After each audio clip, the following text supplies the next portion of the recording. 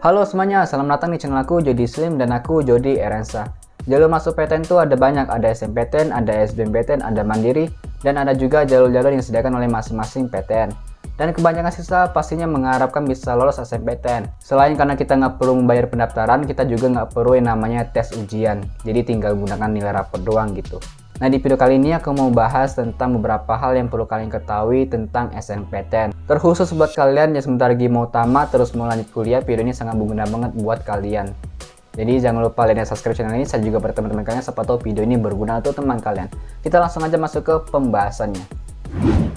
Beberapa hal yang perlu kalian ketahui tentang SNMPTN. Yang pertama, pengertian SNMPTN. SNMPTN adalah seleksi nasional masuk perguruan tinggi negeri yang dilaksanakan serentak di seluruh Indonesia. Jadi kalian bakal bersaing dengan siswa-siswa di luar sana yang ngambil jurusan dan PTN yang sama. Nah, yang bisa ikut SNMPTN ini adalah siswa-siswa anak kelas 12 ataupun siswa-siswa yang bakal lulus nanti di tahun itu. Di tahun 2023 ya nanti SNMPTN-nya. Yang kedua, penilaian SNMPTN. Penilaian SNMPTN menggunakan nilai raport dari semester 1 sampai semester 5. Dan bagi sekolah yang masa belajar selama 4 tahun itu menggunakan nilai raport dari semester 1 sampai semester 7. Tak hanya itu, indeks sekolah pun menjadi penilaian tambahan untuk SNMPTN nantinya. Yang ketiga, kuota SNMPTN. Tidak semua siswa bisa ikut SNMPTN, hanya siswa-siswa tertentu saja yang bisa ikut SNMPTN, yaitu siswa-siswa yang berprestasi ataupun memiliki nilai raport yang tinggi. Dan masing-masing sekolah bakal diberikan kuota SNMPTN tergantung akreditasi sekolah tersebut.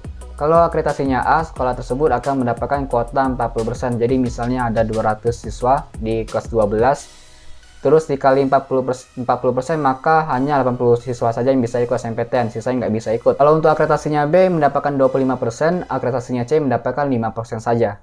Yang keempat, pemeringkatan SNMPTN. Sebelum kalian bersaing untuk mendapatkan PTN dan jurusan impian, kalian tuh bakal bersaing terlebih dahulu untuk mendapatkan pemeringkatan SNMPTN atau mendapatkan kuota SNMPTN yang kujelaskan tadi sebelumnya. Nah, jadi dari 200 siswa tadi kan mendapatkan kuota 80 saja kalau akreditasinya A.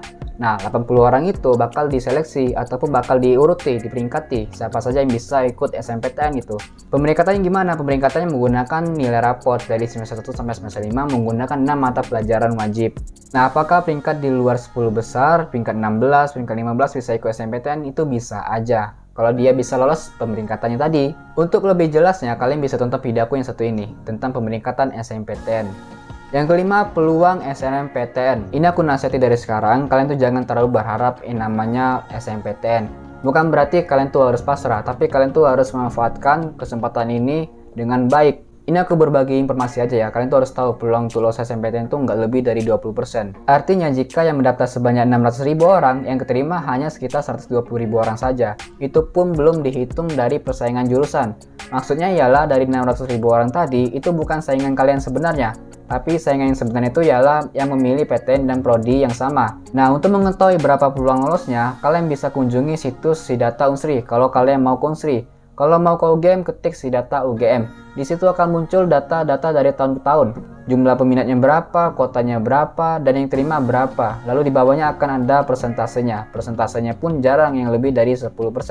Makanya saya bilang, jangan terlalu berharap dengan SNMPTN, tapi manfaatkan SNMPTN maksimal mungkin. Setelah kalian mengatur strategi, setelah kalian milih jurusan, udah lupakan, tinggal kalian berdoa saja.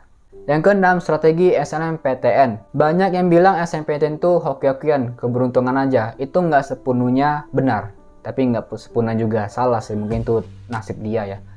Tapi keberuntungan itu adalah sebuah kesempatan bertemu dengan kemampuan. Kalian sudah mendapatkan kesempatan untuk daftar SNMPTN, maka setelahnya kalian harus gunakan kemampuan kalian.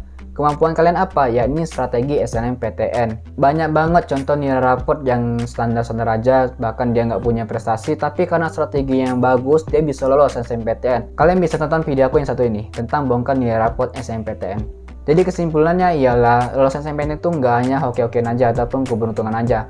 Ada strategi yang mungkin kita nggak ketahui ataupun kita nggak sadar kita menggunakan strategi itu, ataupun orang yang memang udah mengatur strategi itu dan akhirnya bisa lolos.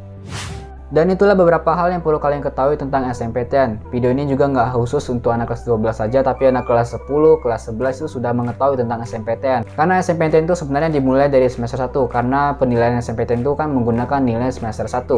Maka dari itu aku sarankan buat kalian untuk share video ini ke adik-adik kelas kalian, ataupun keluarga kalian, ataupun saudara kalian yang masih kelas 10, kelas 11, ataupun kelas 12. supaya mereka tahu ataupun paham tentang SNMPTN. Dan jika kalian punya pertanyaan lagi, kalian bisa komen aja di kolom komentar, nanti aku bakal bantu jawab. Ataupun kalian bisa DM aja Instagramku untuk sharing-sharing tentang SNMPTN. Cukup sekian video kali ini, kalau ada kata-kata yang salah saya mohon maaf, saya Rensa pamit undur diri dan sampai jumpa. Bye bye.